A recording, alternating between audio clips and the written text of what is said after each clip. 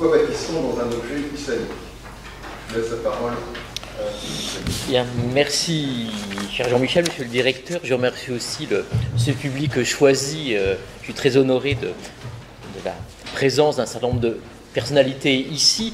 Donc, quand monsieur le directeur, quand Jean-Michel, tu m'as proposé cette conférence, j'ai d'abord un peu traîné des pieds, parce que d'ailleurs, quand on me propose du travail, je traîne toujours des pieds. Donc, c'est un principe chez moi. Et puis ce baptistère de Saint-Louis a fait l'objet d'une très belle publication dans la collection Solo du musée du Louvre, publiée par Sophie Macariou, qui est la conservatrice du département des arts islamiques. Mais en regardant cet ouvrage, je pensais qu'il restait encore peut-être des choses à dire, non pas sur l'objet islamique en lui-même, puisque ce n'est pas du tout dans mes compétences, mais au moins sur la fortune qu'il a pu avoir en France, donc à partir de son arrivée probablement au XVIe siècle. Donc j'ai commencé un peu enthousiaste à lever un certain nombre de lièvres, à explorer quelques pistes, et puis à la fois heureux et un peu malheureux, je me suis aperçu, mais assez tard, qu'une partie justement de ces pistes avait été déjà vue par Jean Chapelot quand il a dépouillé les archives de la Sainte-Chapelle de Vincennes et qui les a publiées dans une revue un petit peu obscure, le bulletin de la Société des Amis de Vincennes de 2007, donc j'ai eu pris connaissance un peu tard, à la fois heureux de constater que ces conclusions rejoignaient tout à fait les miennes, mais aussi un peu triste que quelques touffes d'herbe m'aient été coupées comme ça sous les pieds. Donc je vais...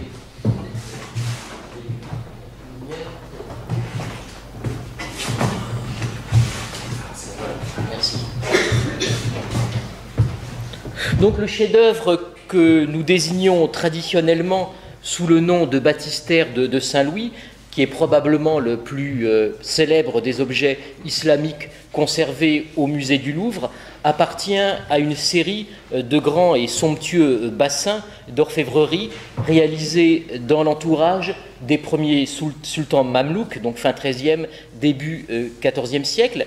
Il est fait d'un alliage de cuivre avec des incrustations de métaux précieux, de l'or, de l'argent et d'une pâte noire pour les fonds sombres.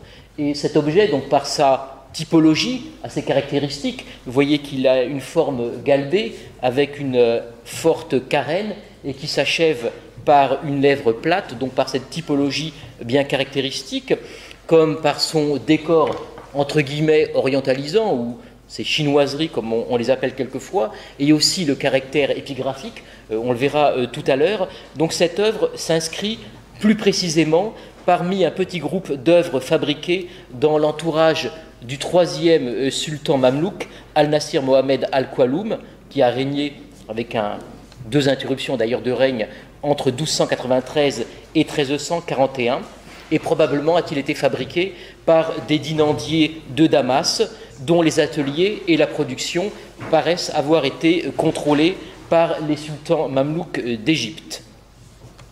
Alors ces bassins richement décorés, qui devaient probablement contenir de l'eau parfumée destinée aux convives, faisaient en principe partie de la vaisselle de prestige des sultans. Je vous montre ici un autre bassin, tout aussi important par sa qualité, conservé à Londres, qui est aussi au nom du sultan Al-Nasir Mohamed Ibn Qualaoum, donc encore une pièce d'apparat d'une vaisselle de prestige du sultan. Mais ces œuvres pouvaient aussi appartenir à des grands dignitaires qui se trouvaient dans le cercle immédiat, dans le premier cercle de la cour, donc comme certains émirs. Toutefois, même quand ces œuvres appartenaient à des émirs, eh bien, en principe, c'est le nom du sultan qui est toujours mentionné par l'épigraphie. Je vous montre un autre bassin, un peu moins célèbre, qui est conservé cette fois-ci au musée Calvet à Avignon, et il porte l'inscription suivante: parmi ce qui a été fait pour sa haute excellence, le seigneur, le grand émir, le guerrier, le champion de la foi, le combattant, le défenseur des frontières, le soutien au service d'Al-Malik al-Nasir. Donc vous voyez que eh bien, ça a appartenu à un émir dont le nom n'est pas livré par cette pièce d'orfèvrerie, mais le seul nom qui est inscrit, c'est celui du sultan régnant. Alors, de leur côté, les rois de Chypre, et c'est un peu comme ça que j'ai rencontré ces premières fois ces bassins en travaillant justement sur l'île méditerranéenne, donc les rois de Chypre, de la dynastie des Lusignan, entretenaient au début du XIVe siècle d'excellents rapports politiques avec les Mamelouks et participaient activement aux échanges commerciaux avec la côte levantine. Aussi, tout laisse supposer qu'un autre des joyaux du département des arts islamiques au Louvre, et portant les armes de Jérusalem et de la famille des Ibelins, fut réalisé par des dynandiers de Damas et sous le contrôle du pouvoir mamelouk pour le couronnement à Famagouste en 1324 du IV de Lusignan et de son épouse, donc une Ibelin, comme roi et reine de Jérusalem. Quoi qu'il en soit, reprenant en partie la tradition des inscriptions des souverains ou des hauts dignitaires mamelouks, donc l'inscription en arabe qui est portée sur le bassin, vous la devinez peut-être ici, précise clairement que celui-ci fut réalisé à l'initiative du roi chypriote, c'est une traduction, fait sur l'ordre de sa très haute éminence, très splendide Ouk, c'est une transcription phonétique en arabe pour Hugues, donc splendide Ouk, le favorisé, celui qui est à l'avant-garde des troupes d'élite du roi de France. Vous voyez, on cite quand même le roi de France comme s'il y avait toujours cette relation émir à sultan, donc une inscription arabe qui est bien dans la tradition de ces objets.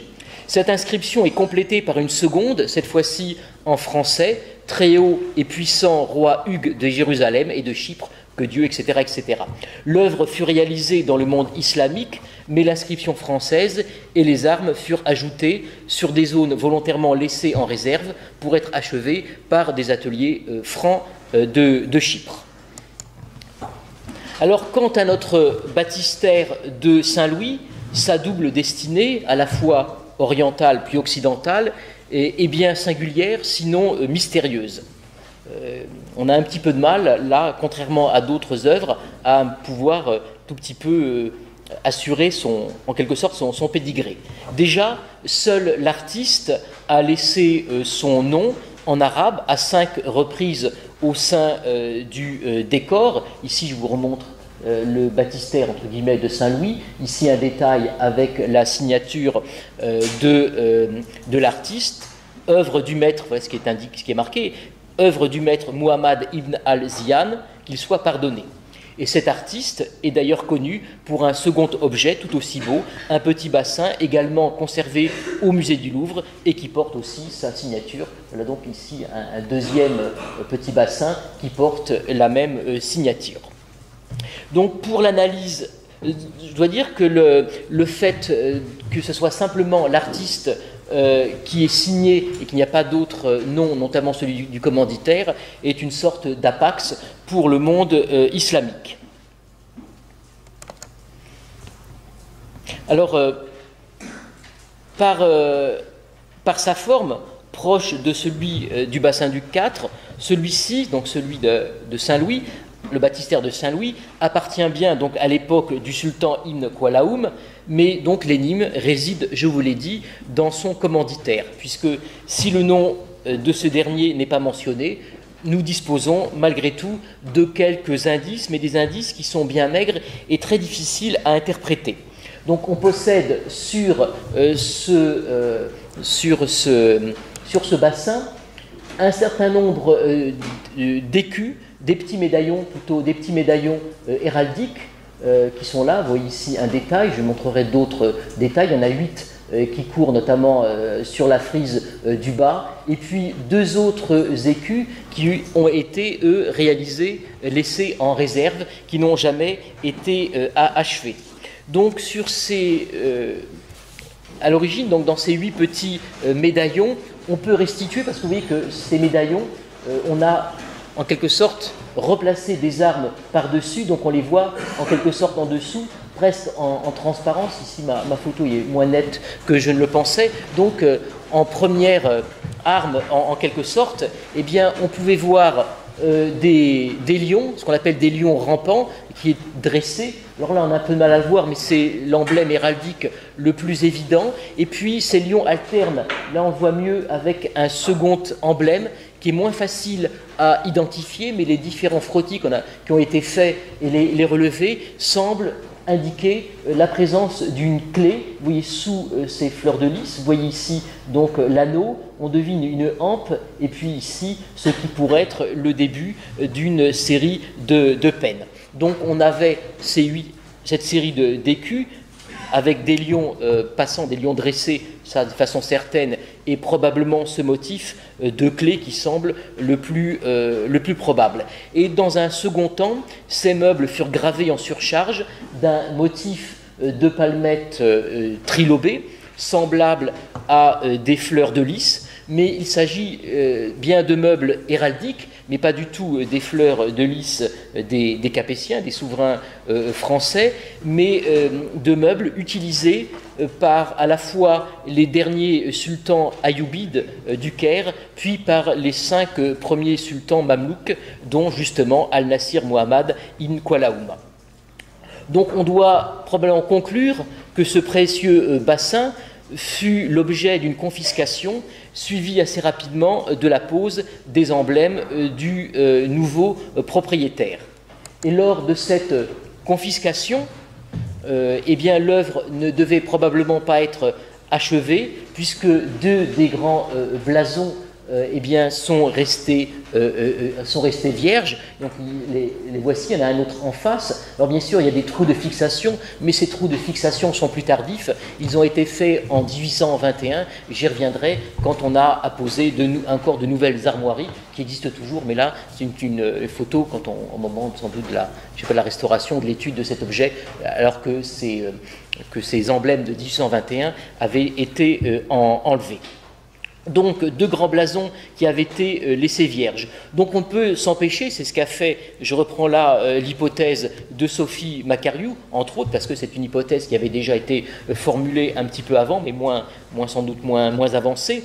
Donc de penser que ce bassin avait été commandé également par le roi de Chypre, Hugues IV, peut-être pour la cérémonie de 1324, et qu'une partie du décor du décor héraldique et des inscriptions devait être réalisée également à Chypre.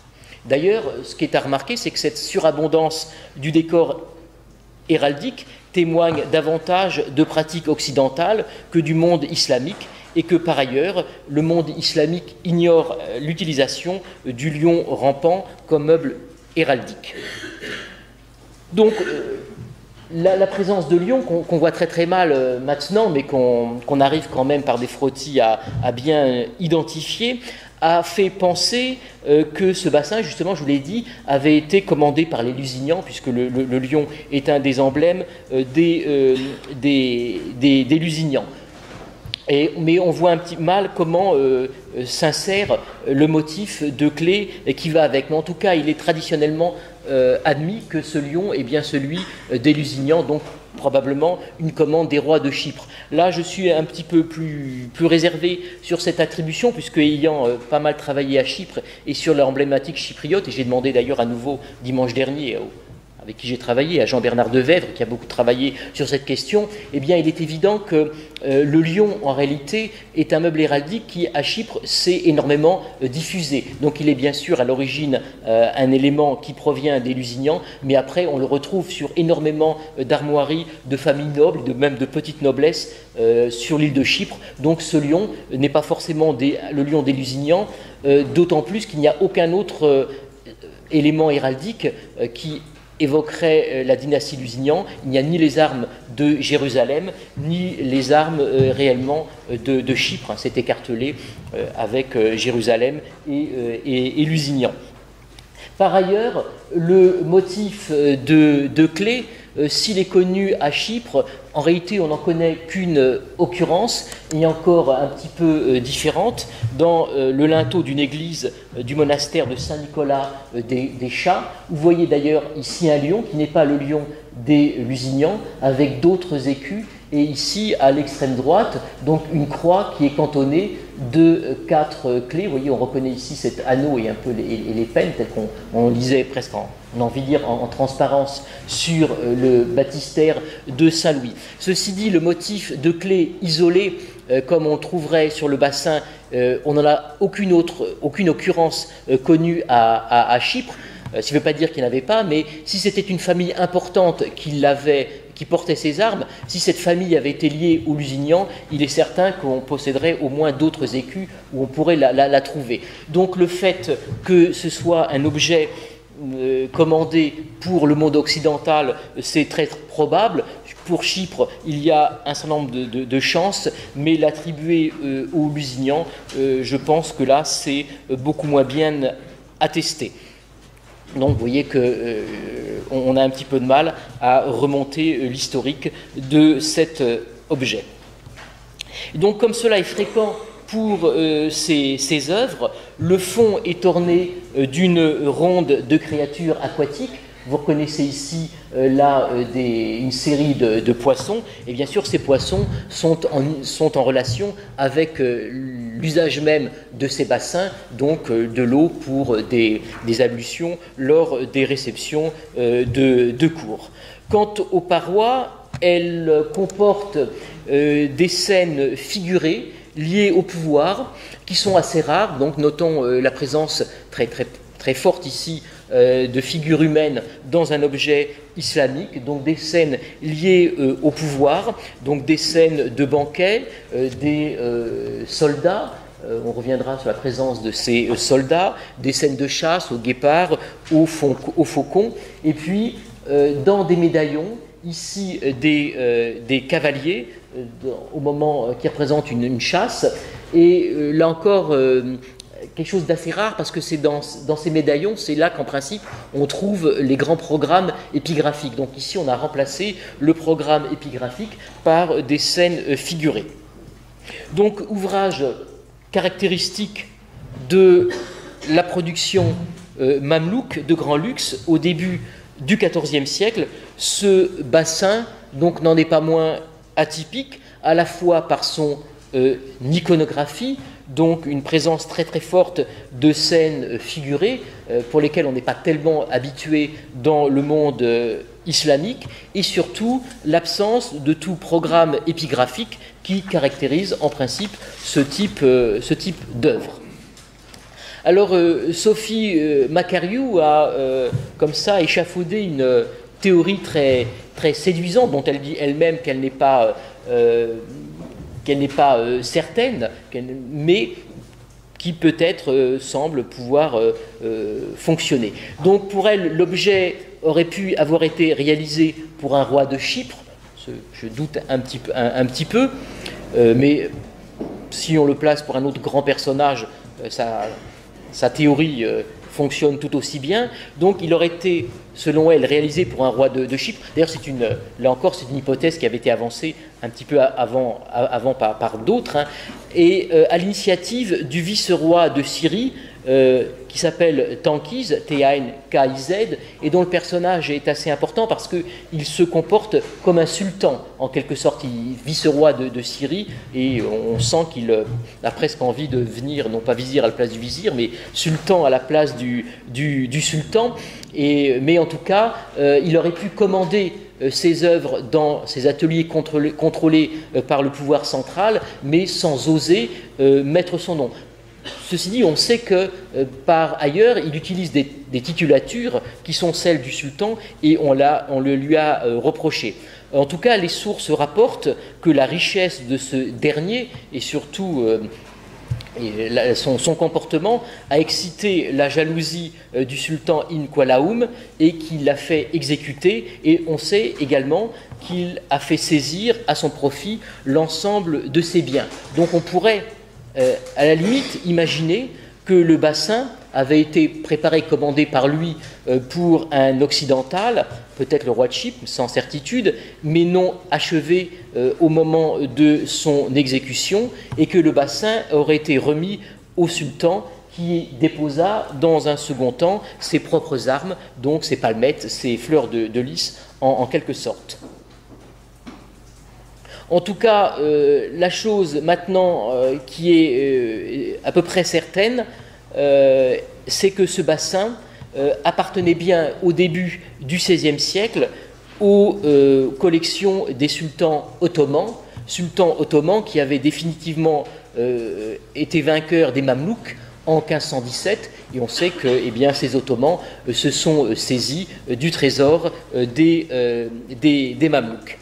Alors, selon Sophie Macariou, qui reprend des hypothèses précédemment, là encore, formulées, et quelques affirmations qui ne sont pas réellement fondées par les textes, donc elle pense au contraire que cet objet serait entré en France en 1540. Elle a imaginé plusieurs possibilités, dont notamment des visites de Pierre II, donc du roi de Chypre, à cette époque-là. Elle a même pensé à un moment qu'il aurait pu être donné pour le sacre de 1364 de Charles V. Elle est revenue sur ces hypothèses, et puis elle pense plutôt du temps un peu plus tardivement, mais peut-être, pense-t-on, il serait attesté en 1540, donc dans le trésor de la Sainte-Chapelle. En réalité, je ne sais pas comment, elle dit que c'est un renseignement oral qu'on lui a donné, cette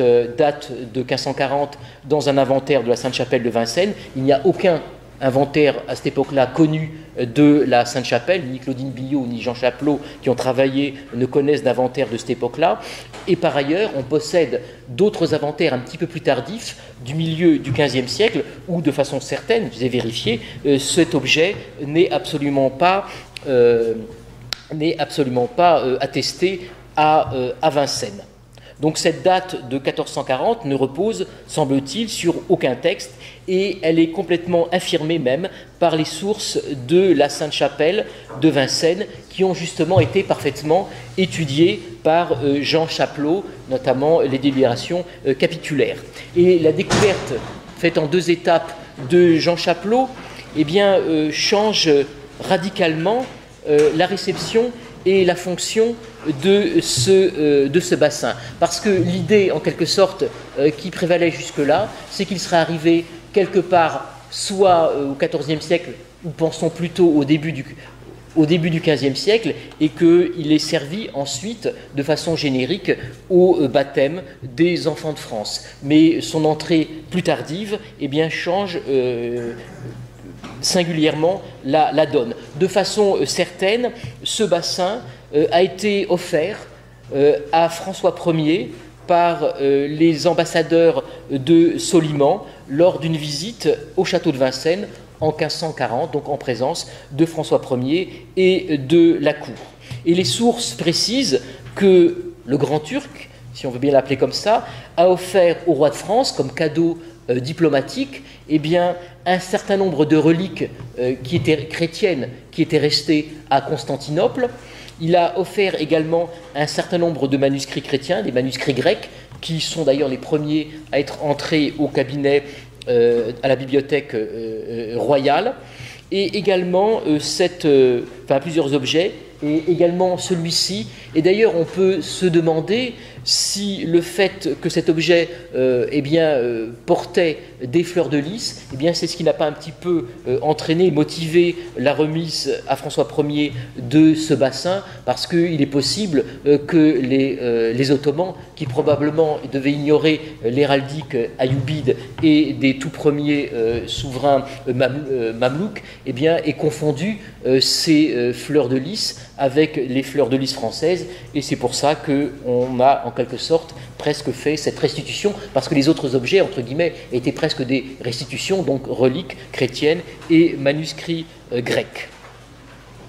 Donc tout un lot d'objets, je ne vais pas revenir dessus, je crois que Jean Chapelot est en train de travailler dessus, mais tout un lot d'œuvres tout aussi significatives et symboliques. Donc l'objet a été déposé, ensuite est resté à Vincennes. Il est déposé dans la Sainte-Chapelle de Vincennes, où il est attesté à plusieurs reprises au XVIIe siècle et au XVIIIe siècle aussi, et notamment dans un inventaire de 1739, du 6 septembre 39. Et cet inventaire, mais il y a d'autres indications précédentes, mais il est tout à fait éclairant parce qu'il précise bien que cet objet, une fois déposé dans la Sainte-Chapelle de Vincennes, n'est pas remis au trésor, mais qu'il est dans la sacristie de l'église basse, parce que, dit le texte, il sert aux fonds baptismaux.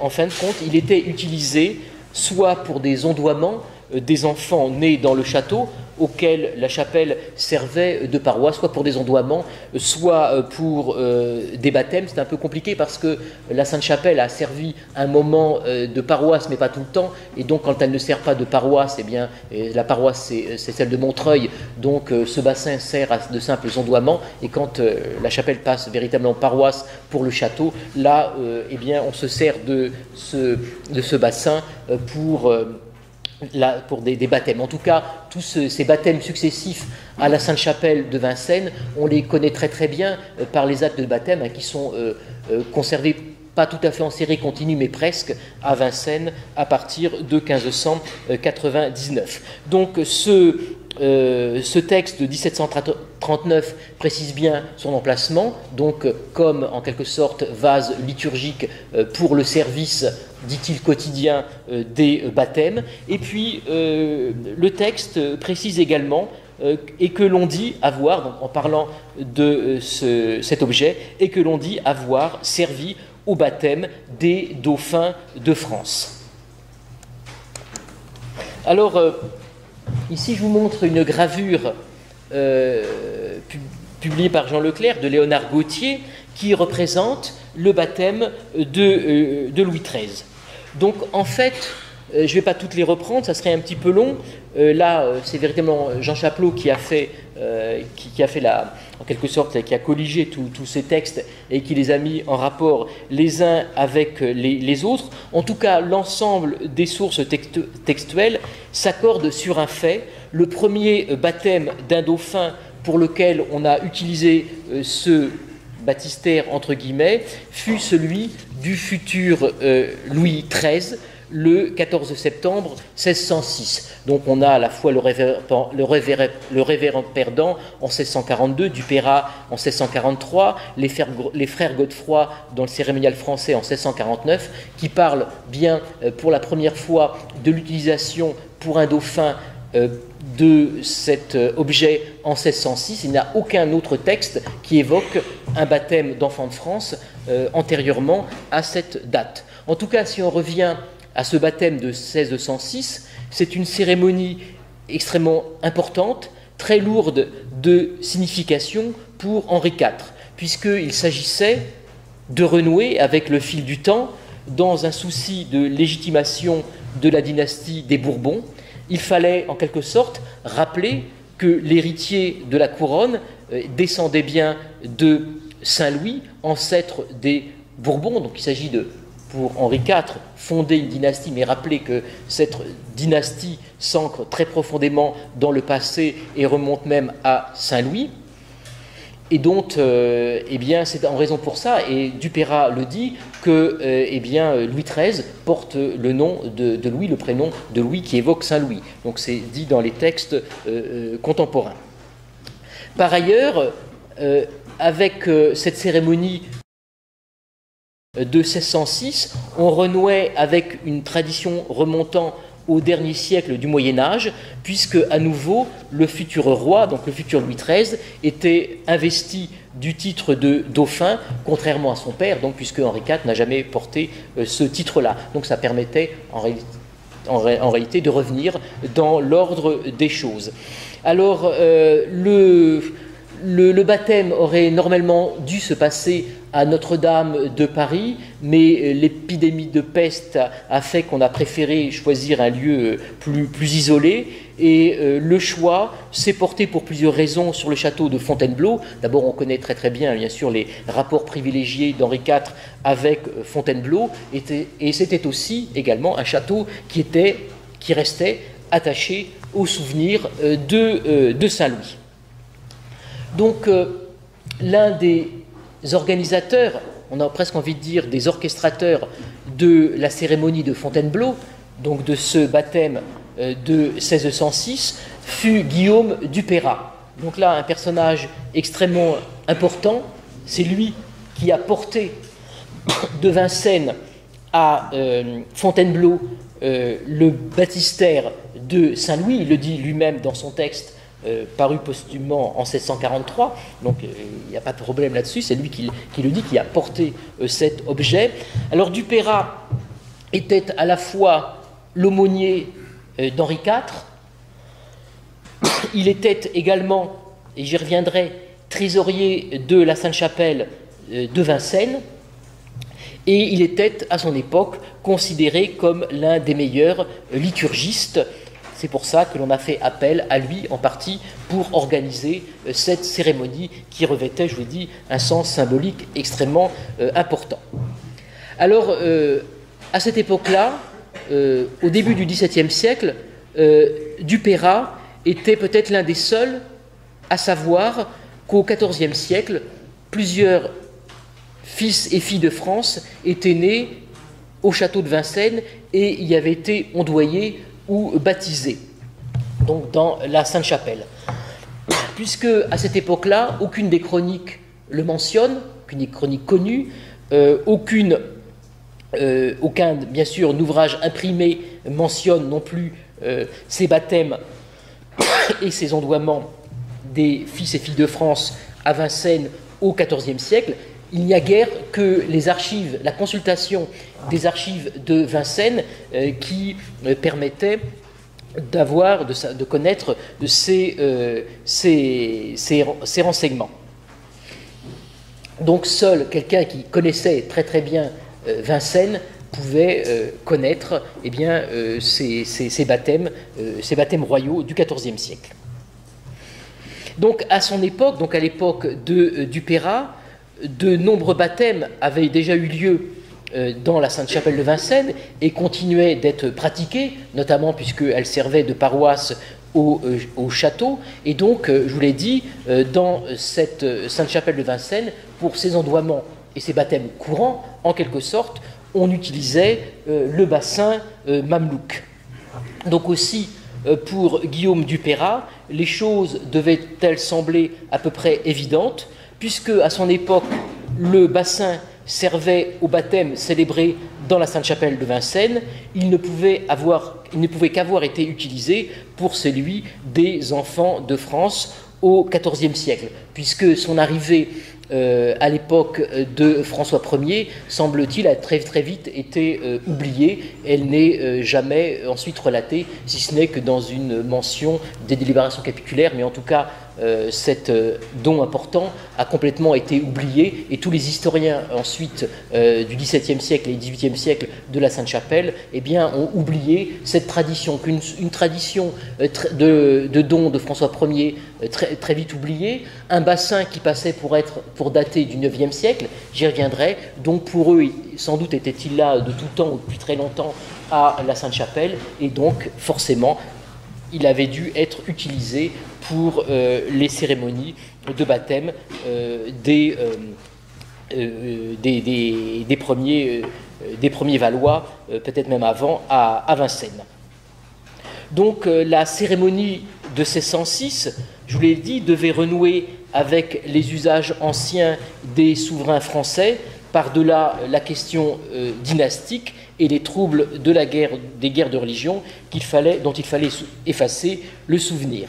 Et donc c'est à cette fin que du Perrat porta lui-même, il le dit, c'est lui qui l'a porté, ce baptistère au château de Fontainebleau pour l'onction du futur Louis XIII. Donc là encore, on renouait avec une tradition puisque le nouveau dauphin, semble-t-il, était à nouveau baptisé dans un objet qui avait servi dès le Moyen-Âge pour de telles cérémonies. Donc en quelque sorte, on renouait, je vous l'ai dit, avec les fils du temps. Alors je vous montre ici cette gravure. On voit ici l'autel sur lequel on dépose le jeune dauphin, devant lui la salière, avec à ses côtés sa marraine, et puis au-dessus d'un piédestal, là les textes le disent, mais vous voyez qu'il est caché, eh bien était placé notre baptistère de Saint-Louis, mais qui était eh bien dissimulé, les textes le disent, hein, sous un voile blanc, qui était donc couleur de la pureté. On sait que le baptistère était là, sur ce piédestal, mais durant un moment protégé par ce voile blanc, qui a été simplement enlevé au moment du baptême. On sait également, et on les conserve, Michel Puff les connaît très très bien, hein, au-dessus les textiles qui sont encore conservés au Louvre et qui proviennent de l'ordre du Saint-Esprit. Donc le dais on avait utilisé pour le dais des textiles précieux de l'ordre du Saint-Esprit. Là encore, bien sûr, le sens était très clair, c'était celui de l'affirmation de la religion catholique. Donc, après cet événement tout à fait exceptionnel, donc après le baptême du futur Louis XIII, le bassin mamelouk de Vincennes ne servit plus à aucun baptême d'enfants de France jusqu'à la fin de l'Ancien Régime. Donc ça reste, durant tout l'Ancien Régime, un acte tout à fait singulier, un acte unique qui n'a pas d'autre occurrence. En revanche, donc si le pouvoir royal semble en quelque sorte un tout petit peu se désintéresser de l'objet, puisqu'on en a moins besoin du point de vue de la signification, eh bien l'œuvre commence peu à peu à attirer l'attention des érudits et des savants du siècle des Lumières.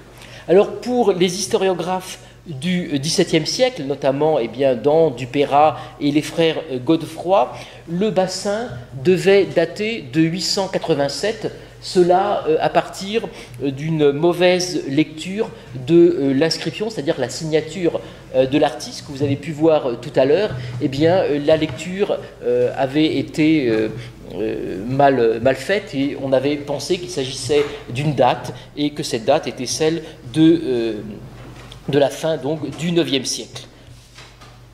Eh bien, à partir de la seconde moitié du XVIIIe siècle, les auteurs ne semblent plus guère porter crédit à cette datation. Semble-t-il, ils étaient mieux renseignés ou quelqu'un leur avait mieux traduit l'inscription, mais on abandonne à partir du XVIIIe siècle complètement cette date farfelue.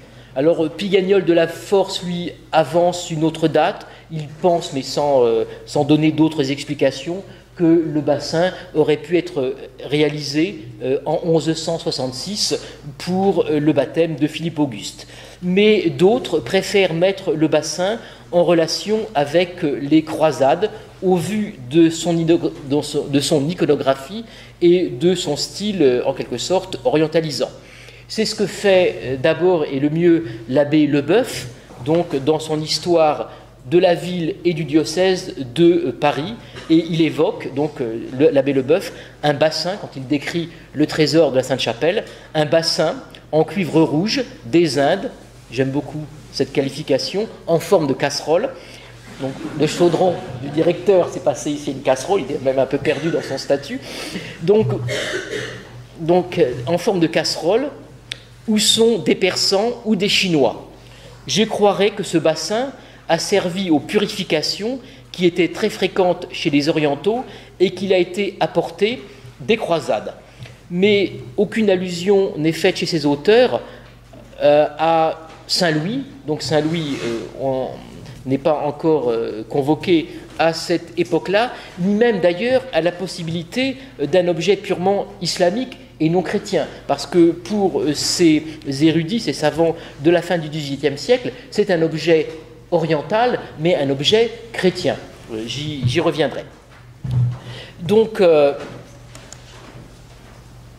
c'est à Aubin Louis Milin, donc dans ses Antiquités nationales, publiées à partir de 1790, que l'on doit cette appellation moderne de baptistère de Saint-Louis. Donc c'est le premier à proposer cette appellation et cette attribution à Saint-Louis. En effet, pour Louis Aubin Milin, il était devenu évident que le bassin servant au baptême de la Sainte-Chapelle de Vincennes depuis le Moyen-Âge avait été apporté des croisades. Donc la théorie, en quelque sorte échafaudée, pensée par notamment l'abbé Leboeuf, devient une quasi-certitude. Donc c'est bien un objet oriental. Donc qui dit objet oriental ne peut venir, puisqu'on est au Moyen-Âge, que par la relation des croisés.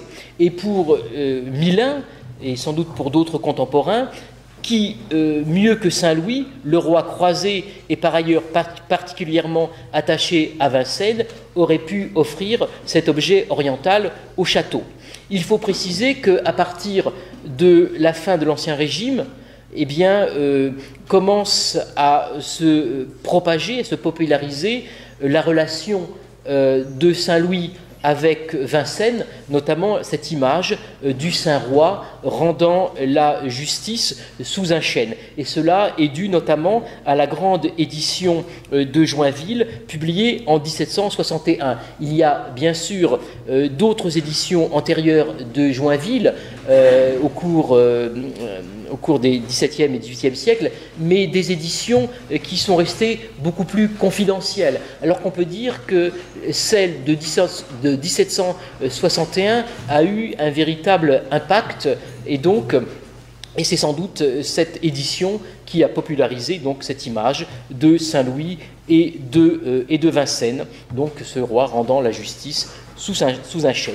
Donc ici je montre à nouveau le baptistère et puis la planche de Milin. Et d'ailleurs pour Milin, eh bien l'iconographie doit probablement représenter des chrétiens persécutés par des mahométans. Donc ces scènes qui montrent des soldats, des guerriers, eh bien pour lui c'est quelque chose d'un petit peu évident, c'est en quelque sorte des musulmans, des mahométans qui persécutent des chrétiens orientaux. Donc pour Milin, il s'agit d'un vase oriental, mais d'un vase liturgique chrétien.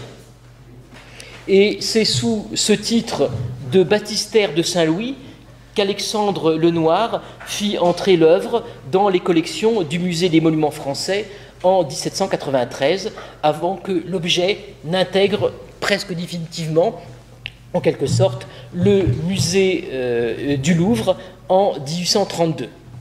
Entre-temps, entre 1800, enfin, un petit peu après, je veux dire, entre 1852 et 1872, le entre guillemets baptistère de Saint-Louis a été déposé au musée des souverains créé par Napoléon III pour présenter, je cite, tous les objets ayant appartenu authentiquement aux souverains et qui ont régné en France. Donc là, c'est un fait assuré. Il a appartenu à Saint-Louis et à ce titre, il est présenté par Napoléon III, sur ordre de Napoléon III, au musée des souverains.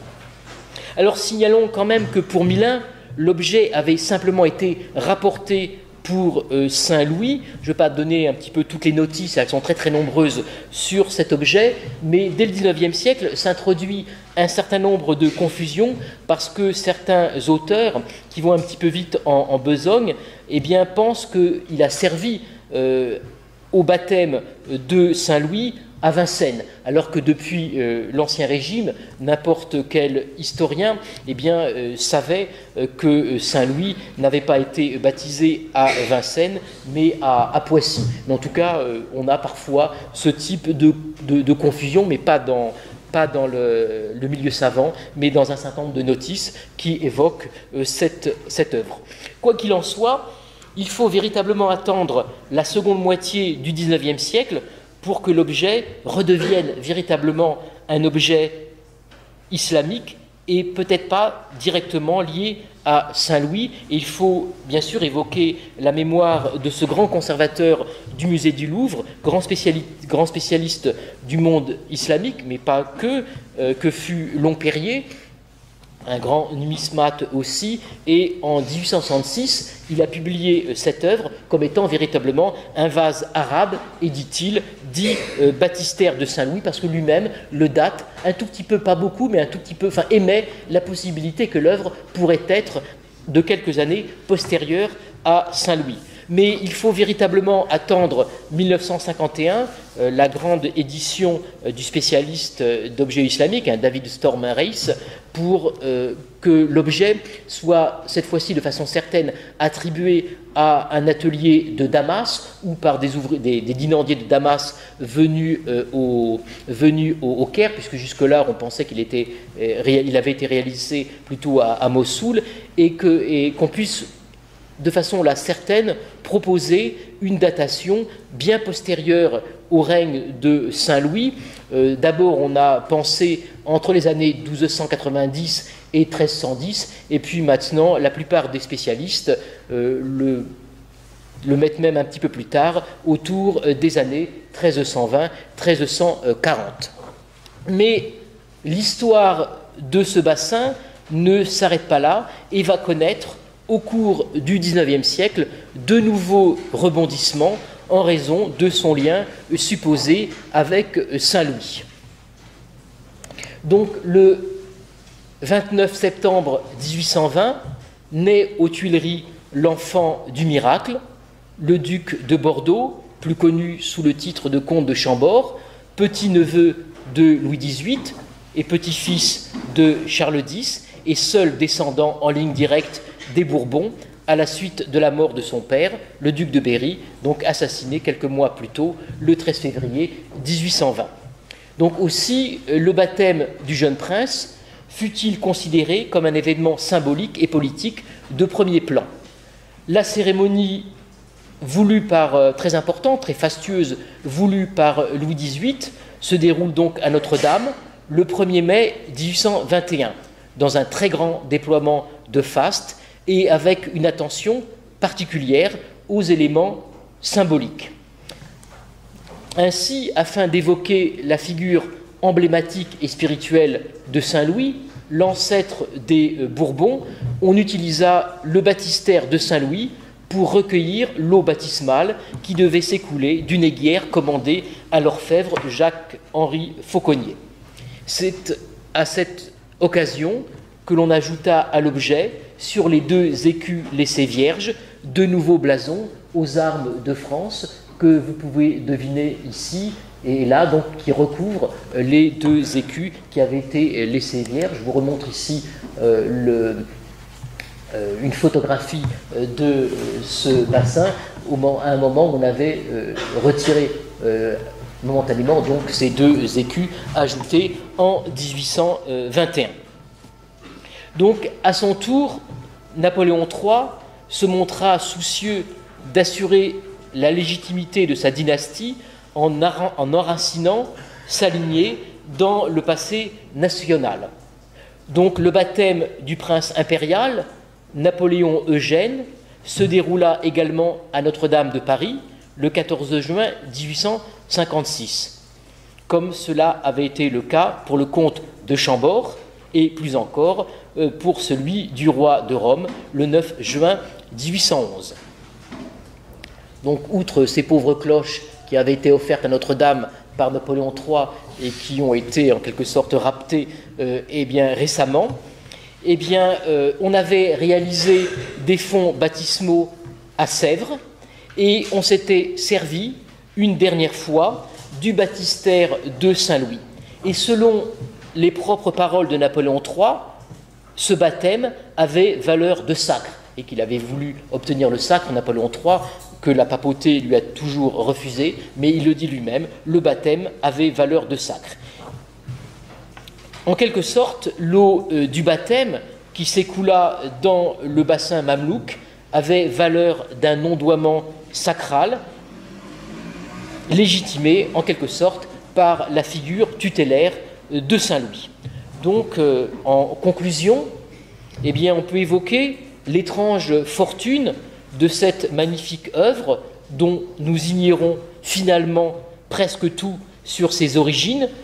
La seule chose qui est à peu près assurée, c'est sa chronologie, et encore, et plus encore le nom de son auteur, le dynandier Muhammad ibn al-Zaïm, arrivé en France en 1540, aussitôt utilisé pour les ondoiements pratiqués dans le château royal de Vincennes, de méprise en malentendu, le mystérieux bassin islamique à destination laïque n'en devint pas moins l'emblème de la légitimité par le baptême de 3 héritiers à la couronne, à des moments où, et à des degrés différents, la succession dynastique était en jeu. Merci de votre attention.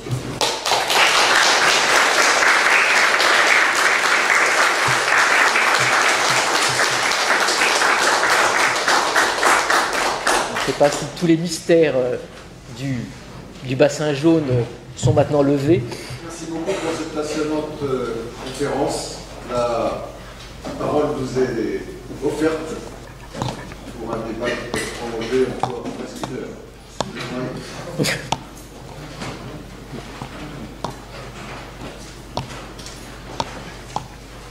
Oui, mais... Sait-on s'il y a une personnalité en particulier qui, au moment de la réutilisation de ce baptistère au XIXe siècle, a justement remis en avant la figure de Saint-Louis à propos de ce baptistère, comme ça fait le cas, qui a joué en fait le rôle que tu paieras. Pour le baptême le baptême du 121, bien sûr, là on évoque Saint-Louis, et on le sait à la fois, je veux dire, de façon positive et par la négative en quelque sorte, puisque eh bien, certains journaux de 1821 reprochent à Louis XVIII d'avoir ressorti tout un vieil attirail un petit peu dépassé, qui prélude presque, on a envie de dire, au sacre de Charles X, hein, où là encore on a accusé un petit peu de faire revivifier de vieilles cérémonies qui sentaient un peu la naphtaline en quelque sorte, mais c'est le cas. Donc bien sûr la figure de Saint-Louis est importante pour Louis XVIII. D'ailleurs il y a une mythologie très importante de Saint-Louis sous Louis XVIII, hein. Sous Napoléon III, c'est peut-être moins la figure de Saint-Louis que le fait qu'il passe pour avoir servi de façon un petit peu générique à des baptêmes des fils de France. Là encore, pour Napoléon III, c'est une manière par l'histoire, de se raccrocher à ces dynasties passées. Vous savez que, par exemple, il essaye de se raccrocher à l'histoire impériale de Napoléon Ier, mais également à celle des rois de France. On sait très bien qu'il avait pensé, Napoléon III, se faire inhumer à Saint-Denis. Donc là encore, cette réactivation du passé sert justement à montrer qu'on est les héritiers légitimes et qu'en quelque sorte, eh bien, on est héritier de tout un passé qu'on assume. C'est un peu aussi la galerie des batailles de Louis-Philippe, hein, c'est ce type de programme. Il me semble que dans l'esprit de Napoléon III, il y a autre chose, parce que 1856 c'est aussi l'année du percement du canal de Suez. Et on a certainement dans l'idée en 1856 que c'est un objet qui est lié avec les confins méditerranéens. On voit le rapport avec la politique méditerranéenne de Napoléon III, et cet objet peut être utilisé pour manifester précisément l'expansion considérable de la France du côté de l'est de la Méditerranée à ce moment-là. Alors c'est possible, mais avec un tout petit bémol, c'est que l'attribution soit au Mamelouk du Caire et à Damas n'était pas celle qui était proposée à cette époque. On proposait quelque chose de moins méditerranéen en quelque sorte, puisqu'on attribuait encore jusque dans les années 50 pratiquement l'objet plutôt à des ateliers venus de Mossoul. Alors j'ai regardé quand même cette hypothèse qu'il ne faut pas non plus complètement écarter. Je pense que tout ça s'additionne. J'ai regardé un petit peu les décors qui avaient été faits pour Aïda, puisque Aïda justement a été créé pour l'inauguration du canal de Suez, sur également un livret un livret français. Alors bien sûr, c'est pas un objet égyptien, mais il y a aussi des objets un petit peu hétéroclites, orientalisants, qui ont été faits. Il y a quelques décors un petit peu même plutôt pseudo-mamelouk du Caire qui sont là pour Aïda. Il n'y a pas que des éléments égyptiens, mais j'aurais aimé trouver, bien sûr, pas égyptien, en quelque sorte, une reproduction de ce baptistère, mais il n'est pas évoqué. Mais il n'est pas égyptien. Mais en tout cas, j'avais un petit peu effectivement pensé, d'ailleurs, c'est toi qui me l'avais suggéré, je dois le dire. Oui, puis à défaut de le considérer comme égyptien, de toute façon, Napoléon III avait en tête l'idée du royaume arabe. Et la Syrie, de toute façon, la conquête de la Syrie. L'expédition de Syrie, bien sûr. L'expansion en Syrie.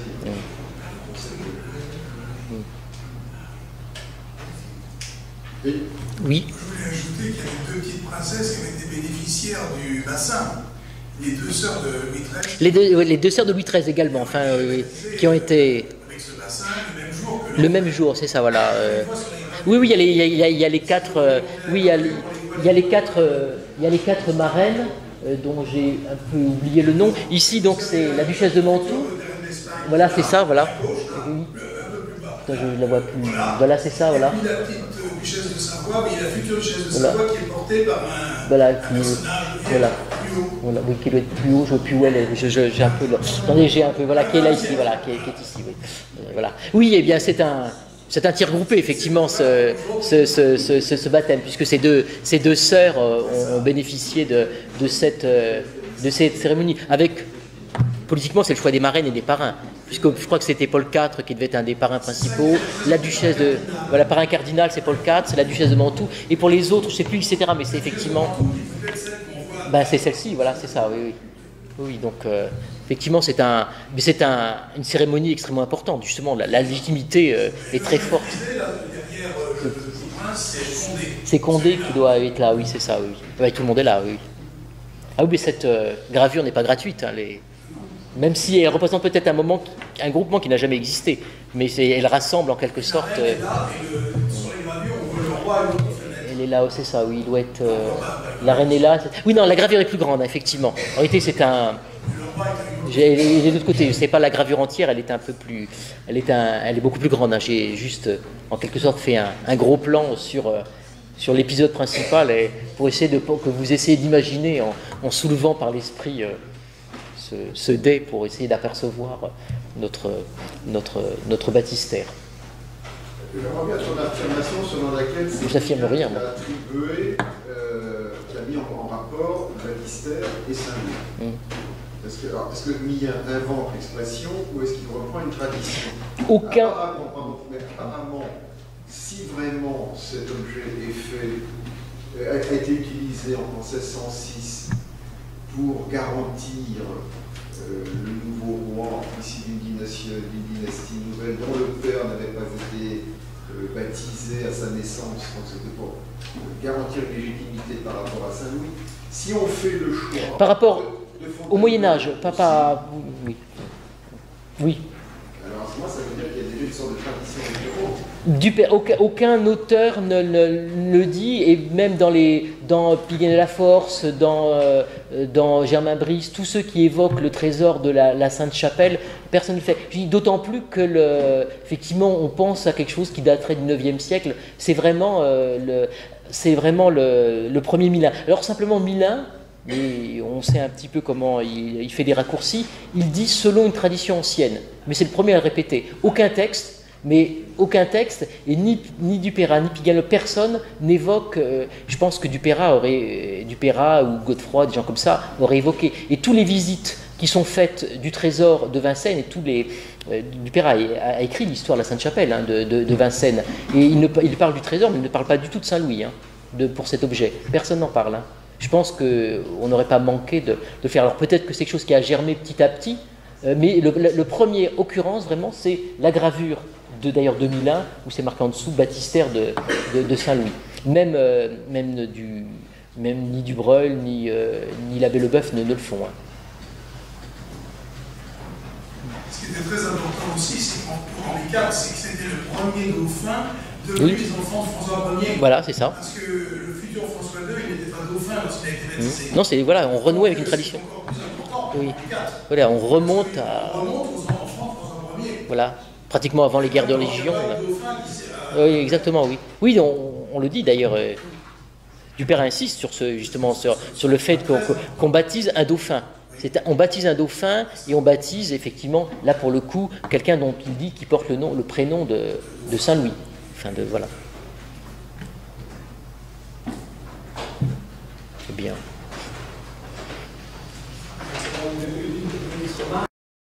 J'ai été plusieurs années directeur de la ville de Poissy. Et quand on va visiter la collégiale, oui, on voit le baptistère de Saint-Louis. Oui. Qui est protégé de très belles grilles anciennes et dont la tradition disait que la population venait gratter la pierre qui était ensuite absorbée pour des fins soins, pour les pouvoirs miraculeux. Qui est publié par Montfaucon, donc aussi au Xe siècle. On connaît très bien ce baptistère de Poissy. On sait que Saint-Louis n'est pas baptisé dans cet objet, mais à Poissy, et on connaît même l'objet. Louis de Poissy, oui. Et donc c'est très intéressant de se rendre à la collégiale pour voir l'histoire de ce baptistère qui existe toujours. Dans la confusion comme étant un objet qui a servi au baptême de Saint-Louis n'arrive qu'au XVIIIe siècle. D'ailleurs, j'ai trouvé dans une petite brochure du Louvre qui fait cette un petit peu pédagogique du XIXe siècle, qui fait cette méchante confusion, erreur même.